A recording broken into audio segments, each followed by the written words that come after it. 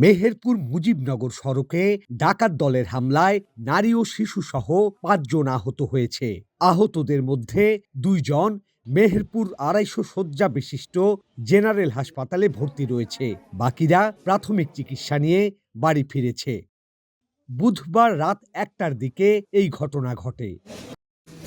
আহতরা জানায়, মুজিবনগর উপজেলার মোনাখালী গ্রাম থেকে আব্দুর রশিদের স্ত্রী সোহানী জামানকে নিয়ে অটোরিকশায় করে মেহেরপুর জেনারেল হাসপাতালে আসছিলেন পরিবারের সদস্যরা।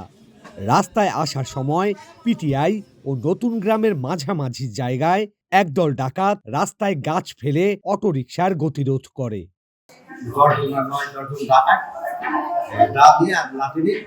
পাঁচটা ব্যারিকেড করি, আমি 4টি ব্যারিকেড ঘর বাড়তে খুব পাচ্ছি দেখেন ঘর ফেলে তারপরে আমাকে ওখানেই ওখানে নাচের মধ্যে 10-20 দিন এক ভবন মাটি থাকি ছিল এটাকে দিলাম কাজ করি না আমার মোবাইল। এ সময় মুজিবনগর থেকে যাত্রী নামিয়ে দিয়ে আসা জেআর পরিবহনের একটি বাস আহত অবস্থায় তাদেরকে উদ্ধার করে হাসপাতালে নিয়ে আসে। ডাকাতদের ধরতে অভিযান চালানো হচ্ছে বলে জানিয়েছে পুলিশ।